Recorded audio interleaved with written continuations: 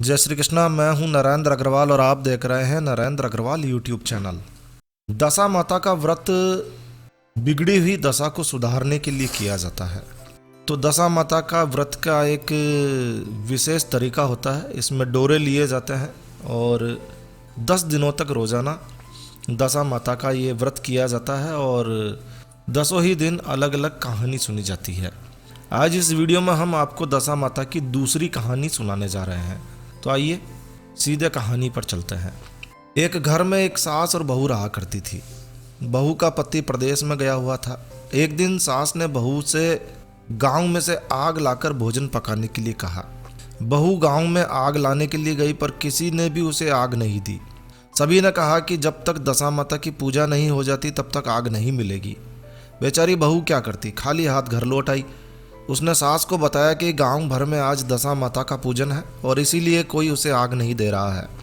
शाम हो जाने पर सास आग लेने गांव गई तो स्त्रियों ने उसे आराम से बैठाया और कहा कि सुबह तुम्हारी बहू आग लेने आई थी, लेकिन हमारे यहाँ पूजा नहीं हुई थी, इसलिए हम आग नहीं दे सके। सास आग लेकर अपने घर पहुंची कि एक आदमी बछड़ा लिए आया और उसके पीछे पीछे एक गाय आ रही थी। तो स्त्री ने उससे पूछा, ये गाय का पहला बच्चा है क्या? आदमी ने उत्तर दिया, हाँ ये पहला बच्चा है। तो उस स्त्री ने पूछा कि बछड़ा है या बछिया? उसने जवाब दिया कि बछड़ा है। सास ने घर जाकर बहू से कहा, आओ हम दोनों भी दशा माता का डोरा लें और व्रत करें। दोनों सास बहू ने डोरा लिया, सवेरे से व्रत प्रारंभ कर दिया। 9 व्रत पूरे हो जाने पर 10वें दिन डोरे की पूजा की। सास बहू दोनों ने मिलकर गोल गोल 10-10 अर्थात 20 फेरे बनाए। 10 सास के 10 बहू के। 21वां बड़ा फेरा गाय को दिया। पूजन समाप्त होने पर सास और बहू दोनों पारण करने बैठी। उसी समय बुढ़िया के बेटे ने प्रदेश से लौटकर दरवाजे पर आवाज़ लगाई। आवाज़ सुनकर माँ ने मन में सोचा, क्या हुआ, थोड़ी देर बेटा दरवाजे पर ही खड़ा रह जाएगा, मैं पारण करने के बाद दरवाज़ा खोलूंगी। इधर बहू ने आवाज़ सुनी तो उसे रुकने का साहस नहीं हुआ। अपनी थाली का अन्न इधर उधर करके झट से पानी पीकर वो उठ खड़ी हुई। उसने जाकर दरवाज़ा खोल दिया। पति ने उससे पूछा कि अम्मा कहाँ हैं? बहू ने उत्तर दिया कि वह तो अभी पारण कर रही है। तब पति बोला, मैं तुम्हारे हाथ का जल भी नहीं पीऊँगा, क्योंकि मैं 12 बरस से घर आया हूँ। इतने दिनों न जाने तुम किस प्रकार से रही होगी। अम्मा आएगी, वह जल लाएगी, तब ही जल पीऊँगा। यह सुनकर स्त्री चुपचाप बैठ गई। इतने में उसकी अम्मा पारण करके थाली धोकर पी चुकी। वह लड़के के पास गई। लड़के ने माँ के पैर छुए। अम्मा ने उसे आशीर्वाद दिया और बेटे को घर में ले आई। माता ने थाली परोस कर रखी। बेटा भोजन करने लगा।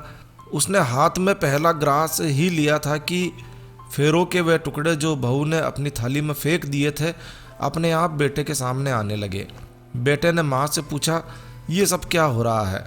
माँ बोली, मैं क्या जानूँ बेटा, बहू जाने। यह सुनकर बेटा आग बबूला होकर बोला, ऐसी बहू मेरे किस काम की? जिसके चरित्र की तुम साक्षी नहीं हो, उसको मैं घर में नहीं रख सकता। इसे अभी घर से निकालो। यदि ये घर में रहेगी तो मैं घर में नहीं रहूँगा। माँ ने बेटे को व्रत के पारण का सब हाल बताकर हर तरह से समझाया, लेकिन वो मानने के लिए तैयार नहीं हुआ। वह यही कहता रहा कि इसे घर से बाहर करो, तभी मैं रह सकता हूँ। तब माँ ने सोचा, बहू को थोड़ी देर के लिए बाहर कर देती हूँ, जब लड़के का गुस्सा उतर जाएगा तब बहू को बुला लूंगी। तो बुढ़िया ने बहू से कहा कि देहरी के बाहर जाकर पेड़ के नीचे थोड़ी देर के लिए खड़ी हो जाओ। जब बहू पेड़ के नीचे खड़ी हुई तो पेड़ बोला, मुझसे हटकर खड़ी हो, मैं दशा माता के विरोधी को छाया नहीं दे सकता। और इस पर वो वहाँ से चलकर गचौड़ी के पास गई। गचौड़ी बोली, मुझसे हटकर खड़ी हो, मुझ पर इतना भार घड़ों का नहीं है जितना तेरा है। वो वहाँ से हटकर कूड़े के ढेर के पास खड़ी हो गई।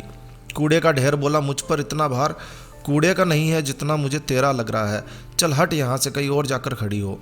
इस प्रकार उसे कहीं भी खड़ा होने नहीं दिया गया। वह अपने मन में बहुत दुखी हुई और जंगल में चली गई। जंगल में भूखी प्यासी घूमती फिरती एक सूखे हुए कुएं में गिर गई। वह उसमें गिरी किंतु उसे चोट नहीं आई। वो नीचे बैठ गई। अचानक राजा नल वहाँ शिकार खेलते खेलते पहुंच गए। उनके साथी बिछुड़ गए थे। वे प्यास के कारण उसी कुएं के पास आए जिसमें वो स्त्री बैठी हुई थी। राजा नल के भाई ने कुएं में पानी के लिए लोटा डाला तो उस स्त्री ने लोटे को पकड़ लिया। भाई ने नल से कहा कि इस कुएं में किसी ने लोटा पकड़ लिया है। तब राजा नल ने कुएं पर आकर कहा कि यदि तुम पुरुष हो तो मेरे धर्म के भाई हो, और यदि तुम स्त्री हो तो मेरी धर्म की बहन हो, तो तुम जो भी हो बोलो, मैं तुम्हें बाहर निकाल लूँगा। स्त्री ने आवाज़ दी। राजा ने उसे बाहर निकाल लिया तथा हाथी पर बैठाकर राजधानी ले आया। महाराज को शिकार से लौटकर महलों की ओर आता देखकर सेवकों ने महारानी को महाराज के आने की सूचना दी। सेवकों ने एक स्त्री को हाथी पर बैठा देखकर रानी को बताया कि महाराज एक नई रानी को साथ लेकर आ रहे हैं। ये जानकर रानी बहुत दुखी हुई। इतने में महाराज भी वहां आ पहुँचे। रानी ने हाथ जोड़कर विनती की, महाराज मुझसे ऐसी क्या गलती हो गई जो मेरे रहते आपने दूसरा विवाह कर लिया। राजा नल ने हंसकर उत्तर दिया, ये तुम्हारी सोत नहीं ननंद है, मेरी धर्म की बहन है। तुम्हें उसके साथ अपनी सग्गी ननंद की तरह बर्ताव करना चाहिए। ये सुनते ही महारानी का मुख प्रसन्नता से कमल की भांति खिल उठा। वह बोली, अब तक मैं ननंद का सुख नहीं जानती थी, अच्छा हुआ जो मुझे भाग्य से ननंद भी मिल गई। राजा ने उसका नाम मुंह बोली बहन रख दिया और उसके लिए अलग से महल बनवाया। उसके दिन अब सुखपूर्वक बीतने लगे। एक दिन राजा की घोड़ी के बच्चा हुआ तो राजमहल की स्त्रियां बधाई गीत गाने लगी। मुंह बोली बहन ने अपनी दासियों से कहा, बाहर जाकर पता करो कि किस बात की बधाई गाई जा रही है। दासियों ने बताया, महाराज की घोड़ी ने अच्छी घड़ी में एक उत्तम बछड़े को जन्म दिया है, उसी की बधाई गाई जा रही है। मुंह बोली बहन ने पूछा, क्या घोड़ी ने पहली बार जन्म दिया है? दासियों ने उत्तर दिया, हाँ। तब मुंह बोली बहन ने महारानी के पास आकर कहा, आओ भाभी रानी, हम तुम दोनों मिलकर दशा माता का डोरा लें। रानी ने पूछा, डोरा? ये डोरा क्या चीज़ है, मुझे समझाओ। वह बोली, दशा माता के व्रत का यह नियम है कि पहले पहल जब गाय या घोड़ी या फिर कोई स्त्री के प्रसव की खबर सुनी जाए तब डोरा लेकर व्रत प्रारंभ करते हैं। 9 व्रत करने के बाद 10वें दिन डोरे का पूजन करके विसर्जित करते हैं। इसी के साथ उसने पारण का नियम भी बताया। तब महारानी बोली, तुम्हारा व्रत तुमको फले। मैं पूड़ी और दूध की खीर खाने वाली रानी भला बनफरा गोले की पपड़ी खाकर कैसे रह सकती हूँ? ऐसा खाना खाए मेरा दुश्मन। वह बोली, भाभी मुझे जो चाहे कह लो, लेकिन व्रत के संबंध में कुछ मत कहो। मैं इसी व्रत के उल्लंघन के कारण मारी मारी फिरती आपके देश में आ गई हूँ। महारानी ने उदासीनता के साथ कहा, मुझे क्या पड़ी है, तुम्हें जो अच्छा लगे वो करो, मैं तो मना नहीं कर रही हूँ ना तुम्हें। मुंह बोली बहन ने श्रद्धापूर्वक डोरा लिया। 9 दिनों तक व्रत किए। 10वें दिन विधिवत पूजन किया, गोला फरा बनाए और संध्या को पारण करने बैठी। उसी समय उसके पति को अचानक कुछ प्रेरणा सी हुई और वह अपनी माता की आज्ञा लेकर अपनी पत्नी को ढूंढने के लिए चल पड़ा। घूमता फिरता वह राजा नल की राजधानी में पहुंच गया और अपनी पत्नी का पता लगाने लगा।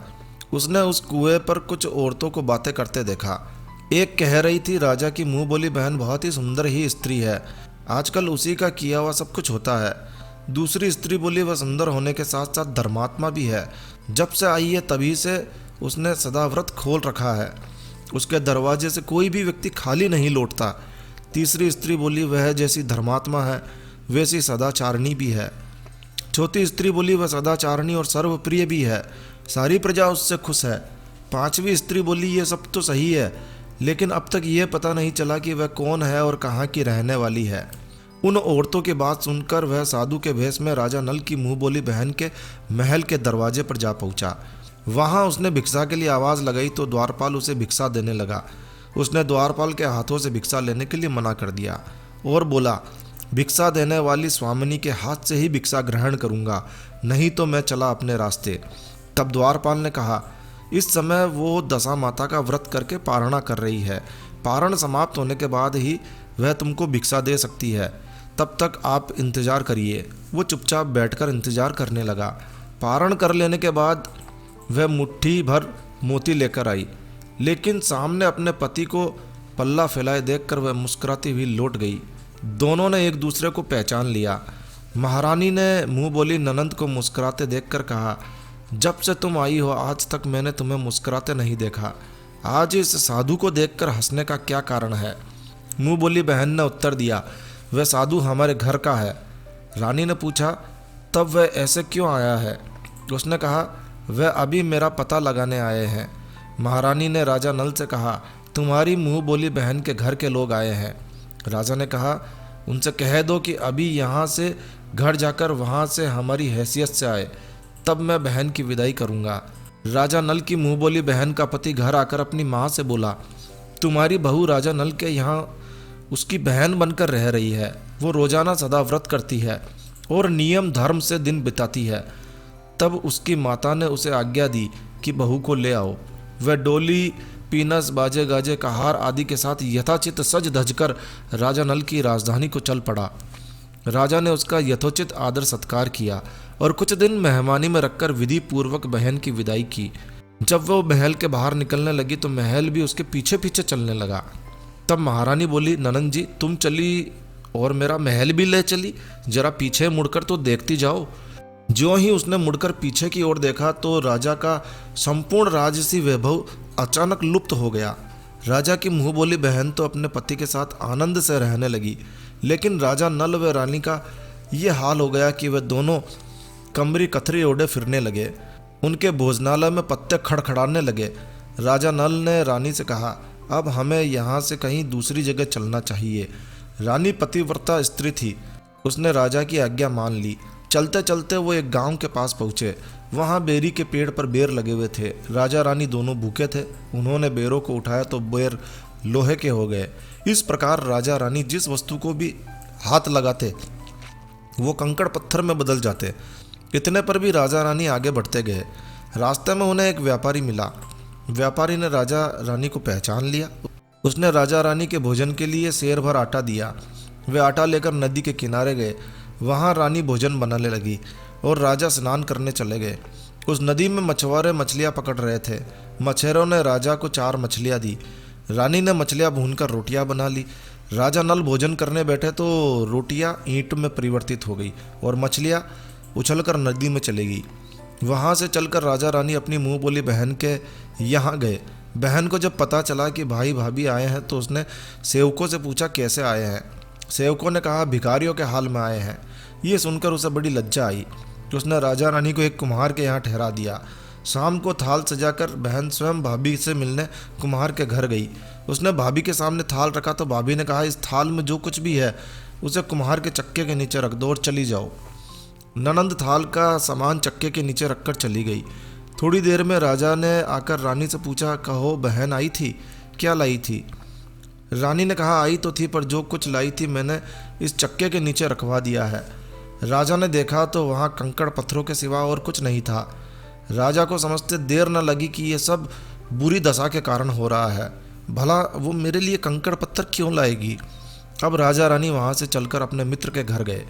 मित्र को लोगों से पता चला तो उसने पूछा, कैसे आना हुआ? उन्होंने उत्तर दिया, भिखारियों के हाल में आए हैं। मित्र ने दुखी होकर कहा, कोई बात नहीं, जैसे आए वैसे अच्छे आए, आखिर मित्र हैं, उन्हें महलों में ले आओ। मित्र ने उन दोनों का स्वागत किया, स्वादिष्ट भोजन कराया। एक कमरे में उनके लिए पलंग बिछवा दिए गए। उस कमरे में एक खूंटी पर नोलक का हार टंगा हुआ था। आधी रात के समय राजा तो सो गए लेकिन रानी जाग रही थी। रानी ने देखा कि हार वाली खूंटी के पास दीवार में एक मोर का चित्र बना हुआ है और वो मोर धीरे धीरे उस हार को निगल रहा है। रानी ने राजा को आकर जगाया और वो दृश्य दिखाया। राजा ने सोचा कि यहाँ से चुपचाप भाग जाना चाहिए, नहीं तो सवेरे चोरी का कलंक लगेगा। तब मित्र को क्या मुंह दिखाएंगे? बेचारे राजा और रानी ने रात में ही उठकर वो जंगल की ओर चल पड़े। दोनों चलते चलते एक दूसरे राजा की राजधानी में जा पहुँचे। वहाँ अतिथियों और भिक्षुओं को सदा व्रत दिया जाता था। वे दोनों भी सदा व्रत लेने गए, लेकिन उस समय सदा व्रत बंद हो चुका था।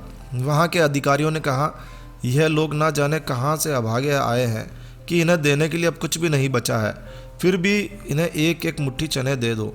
उन्होंने इस प्रकार से अनादर और कड़वी बातों सहित दान लेना अस्वीकार कर लिया। वे दानाध्यक्ष की निंदा करते हुए बोले, ऐसी कंजूसी है तो सदा व्रत देने का नाम ही क्यों करता है? दानाध्यक्ष से बोला कि ये तो बड़ा घमंडी भिक्षुक लगता है, भीख भी मांगता है और गाली भी देता है, इनको हवालात में डाल दो। इस प्रकार दोनों को एक कोठरी में बंद कर दिया गया। एक एक मुट्ठी चने दोनों को खाने के लिए मिलने लगे। जिस कोठरी में राजा रानी को बंद किया गया उसी के पास आम रास्ता था।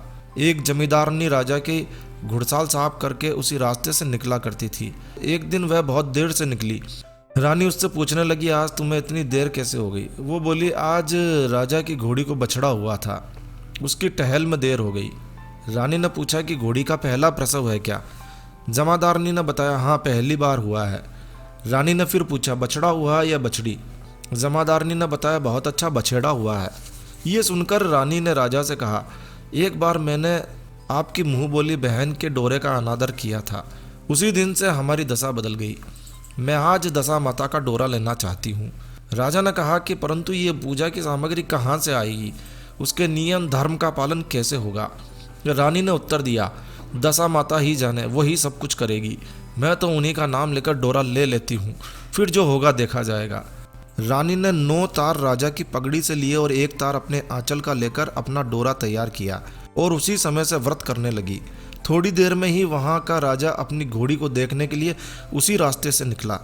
राजा ने नल दंपति को देखा, कोठरी में बंद देखकर पूछा कि वे लोग कौन हैं और इनका क्या अपराध है? पहरेदारों ने कहा कि ये लोग भिक्षा लेने आए थे, ये आपको आशीर्वाद देने के बदले गालियां देते थे, इसी कारण दानाध्यक्ष ने इन लोगों को कैद में डाल दिया। राजा ने कहा, ये तो इनका कोई अपराध नहीं है, इनको मनवांछित भिक्षा नहीं मिली होगी, इसीलिए वो गालियां देने लगे होंगे। इनको संतुष्ट करना चाहिए था, ना कि कैद में डालना चाहिए था। इनको अभी की अभी रिहा करो।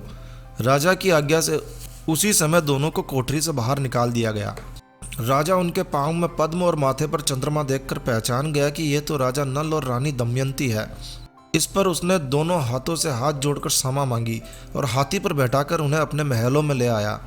कुछ दिनों तक राजा के यहाँ रहकर उन दोनों ने पूरी राजसी ठाट बात के साथ अपनी राजधानी की ओर प्रस्थान किया। रास्ते में वे पहले अपने मित्र के यहाँ गए। मित्र ने राजा नल के आने की खबर सुनकर लोगों से पूछा, मित्र आए तो कैसे आए? लोगों ने कहा कि इस बार तो वो पूरे राजसी ठाट बाट के साथ हाथी घोड़े डंका निशान पालकी पीनस और फौज के साथ आए हैं। मित्र ने कहा, अच्छी बात है, आने दो, मेरे लिए तो जैसे तब थे वैसे अब है, आखिर है तो मित्र ही। राजा रानी मित्र के महल में गए। मित्र ने उनको आदर सत्कार के साथ उसी स्थान पर ठहराया जिस स्थान पर उन्हें पहले ठहराया था। आधी रात के समय जब राजा सो रहे थे तो रानी पैर दबा रही थी। तब रानी ने देखा कि मोर का चित्र जो पहले हार निगल गया था अब हार को उगल रहा है। रानी ने राजा को जाकर वो दृश्य दिखाया। राजा नल ने अपने मित्र को बुलाकर यह दृश्य दिखाया। मित्र बोला, मैंने तब भी तुमको चोर नहीं समझा था और न अब समझता हूँ। ये दृश्य तुम्हारी बुरी दशा का फल है, आप निश्चिंत रहिए, मेरे मन में कोई मेल नहीं है। मित्र के यहाँ से चलकर राजा रानी अपनी मुंह बोली बहन के यहाँ गए। उसने सुना राजा भैया आ रहे हैं तो उसने लोगों से पूछा कैसे आ रहे हैं। लोगों ने कहा जिस प्रकार राजा को आना चाहिए उसी प्रकार से आ रहे हैं। उसने कहा उनको मेरे महल में ले आओ। जब राजा नल का हाथी बहन के महल की ओर बढ़ा तब रानी ने कहा, आप अपनी बहन के घर जाइए, मैं उसी कुम्हार के घर रहूंगी जिसके पहले ठहरी थी। राजा ने कहा, जिस कारण इतने दुख उठाए तुम फिर उससे झगड़ा मोल लेना चाहती हो, ये तुम अच्छा नहीं कर रही हो। लेकिन रानी नहीं मानी, वो कुम्हार के घर ही ठहरी। राजा बहन के घर चले गए। शाम के समय राजा की बहन भाभी के लिए थाल सजाकर कुम्हार के यहाँ आई। उसने भाभी के सामने थाल रख दिया। भाभी सोने चांदी के गहने उतार उतार कर रखने लगी और कहने लगी, खाओ रे मेरे सोने चांदी के गहनों, खाओ, हम भूखे नंगे क्या खाएंगे। ये उल्हाना सुनकर ननंद बोली, ये उल्हाना किसे देती हो?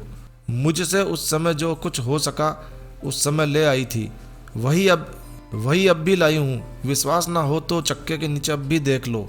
सचमुच चक्के के नीचे देखा तो वहाँ माणिक मोतियों का ढेर लगा हुआ था। रानी ये सब देखकर सन्न रह गई। बोली, ननंद जी तुम्हारा कोई दोष नहीं है, ये तो हमारी बुरी दशा का परिणाम था। रानी ने ननंद का लाया सब सामान तथा उनमें से अपनी तरफ से कुछ और जवाहरात मिलाकर ननंद को वापस कर दिया, परंतु ननंद को पूजा का न्योता देना भूल गई। वहां से चलकर राजा सुरा गाय के पास गए। गाय ने सेना सहित राजा को पेट भर दूध पिलाया। वहां से आगे चलकर वो नदी के तट पर पहुंचे तो वहां पड़ाव डाला, भोजन बनवाया। तब राजा भोजन करने बैठे तो उसी समय नदी में उछलकर गिरी हुई भुनी भुनाई मछलियां अपने आप थाली में गिर पड़ी और रोटियां जो ईंट बन गई थी वो फिर से रोटियां बन गई। राजा ने कहा, ये सब क्या हो रहा है, मेरी कुछ समझ में नहीं आता। रानी ने कहा कि ये रोटियां और मछलियां तो वही हैं जो उस दिन हमें नसीब नहीं हुई थी। मैं यदि आपसे उस समय कहती कि तली हुई मछलियाँ जल में उछल गई और रोटियां ईंट बन गई तो आप शायद इसे सच नहीं मानते। इसी कारण मुझे बहाना बनाना पड़ा था। अब राजा रानी अपनी राजधानी की ओर आगे बढ़ चले। जब राजा की फौज अपनी राजधानी के समीप पहुंची तो लोगों ने समझा कि दूसरे राजा ने राजधानी पर आक्रमण कर दिया है। वो घबरा गए। वहाँ के लोग नजराना लेकर राजा से मिलने गांव के बाहर आए। लेकिन ये क्या, यह तो अपने ही राजा हैं। लोगों का प्रसन्नता का कोई ठिकाना नहीं रहा। वे श्रद्धा भक्ति के साथ महाराज को आगे लेकर चल पड़े। राजा रानी ने महल में प्रवेश किया। रानी ने तुरंत दशा माता की पूजा का प्रबंध किया। उसने उस पूजा में नगर की सब सौभाग्यवती स्त्रियों को बुलाया। भगवती के भोग के लिए सब प्रकार के पकवान बनाए। आटे की 10 बातियाँ, 10 शक्कर की गुंजिया और 10 अठावियाँ सुहागिनों के आंचल में डाली। सुहागिनों का श्रृंगार करके दशा माता की पूजा प्रारंभ की गई। कलश स्थापित करके दीपक को जलाया गया, लेकिन उसकी बाती नहीं जली। इस पर पंडितों ने कहा, कोई न्योता पाने वाला न्योता लेने से रह गया है, स्मरण करो, याद करो, उसके आने पर दीपक जल जाएगा। रानी ने सोच विचार कर बताया, हाँ, ननंद बाई जी को तो न्योता देना भूल ही गई। पंडितों ने कहा, फौरन उसे बुलाया जाए। राजा ने तुरंत द्रुतगामी रथ भेजकर अपनी मुंह बोली बहन को बुलवाया। उसके आते ही कलश का मणिक दीपक प्रज्वलित हो गया। बड़ी धूमधाम से दशा माता का पूजन किया गया। अंत में सुहागिनों को भोजन कराकर विदा किया गया। उसी समय राजा ने राज्य में आदेश जारी कर दिया, मेरी प्रजा के सभी लोग दशा माता का व्रत किया करे। हे भगवती माता, जिस प्रकार आपने राजा नल के दिन फेरे, उसी प्रकार से सभी के दिन फेरना। इस कहानी को कहने वाले को, सुनने वाले को, सभी को अपनी कृपा बरसाते रहना। तो दोस्तों, ये थी दशा माता की दूसरी कहानी। कहानी थोड़ी लंबी हो गई है, लेकिन कहते हैं कि इस कहानी को सुनने मात्र से ही इसका फल मिलता है। तो बस इस वीडियो को यहीं विराम देते हैं। दोस्तों, यह वीडियो, यह जानकारी आपको अच्छी लगी हो, यूज़फुल लगी हो तो कृपया लाइक के बटन पर ज़रूर क्लिक कीजिए। और यदि आपने हमारा ये चैनल सब्सक्राइब नहीं किया हुआ है तो कृपया चैनल सब्सक्राइब कर लीजिए, क्योंकि इस चैनल पर हम लेकर आते हैं आपके लिए तरह तरह की धार्मिक जानकारियाँ, होम रेमेडीज, होम टिप्स और टेक्निकल नॉलेज। तो सब्सक्राइब करने पर आपको हमारे नए वीडियोस की अपलोड्स लगातार निरंतर मिलती रहेगी। तो अभी सब्सक्राइब के लाल बटन पर क्लिक करके चैनल सब्सक्राइब कर लीजिए। तो एक नया वीडियो, एक नई जानकारी लेकर मैं आपका दोस्त नरेंद्र अग्रवाल फिर मिलूंगा। तब तक के लिए stay healthy, stay happy. Thank you for watching my video. Thanks. जय श्री राम, जय हनुमान।